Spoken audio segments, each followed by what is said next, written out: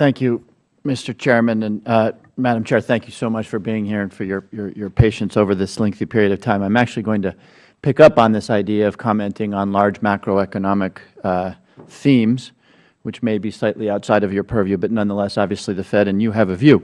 We've had an interesting disconnect over these last many years on this committee, and in particular in this testimony, in that as we were working through an economic recovery, my friends in the majority have consistently demanded very substantial cuts, which would obviously translate into fiscally contractionary policy, whereas consistently these reports under your predecessor identified fiscal policy as a very real risk to the recovery. And though your predecessor was careful about not overstepping his bounds, the implication was clear that that being overly contractionary on the fiscal side would actually damage the recovery.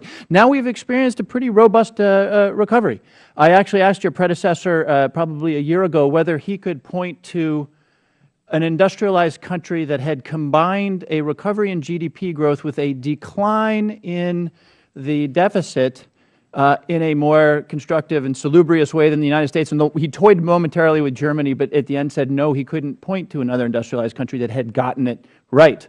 By the way, perhaps in spite of us. So my question is, there's really pretty impressive testimony with respect to the economic recovery. We still see, if you check the shrines to the religion of debt on either side of the room, we still have this debate. So I guess my question is, looking back on fiscal policy, is it your belief that GDP would have grown more and employment would be higher if we had in fact been more expansionary? And conversely, if we'd been more contractionary, would this recovery have been weaker?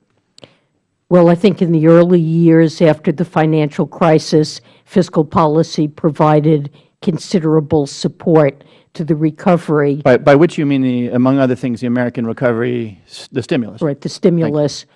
And then the successful efforts to bring down the deficit by combinations of changes in taxes and spending have led to several years in which there's been a considerable drag on spending and on growth coming from fiscal policy.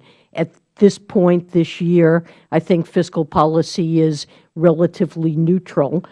In a sense, it's become a plus for growth, because when something is a negative and then switches to being neutral in growth accounting terms, that's a contributor to growth.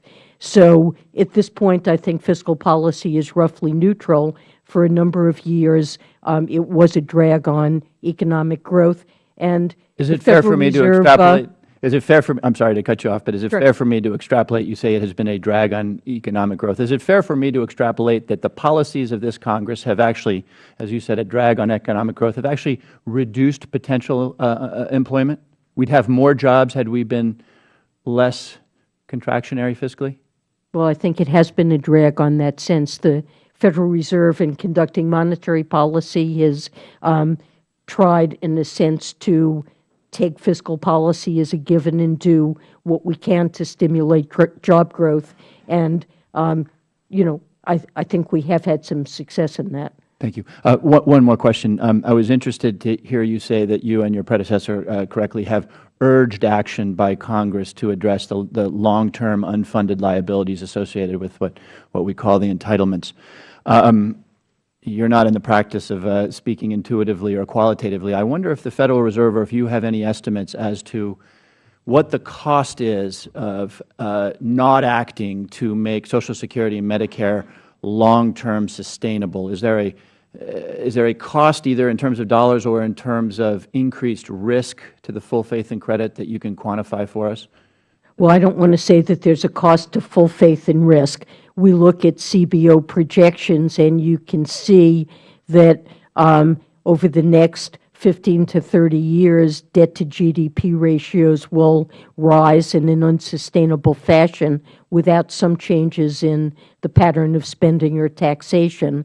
That will, over time, in a full employment economy, put upward pressure on interest rates and tend to crowd out private investment that contributes to productivity growth.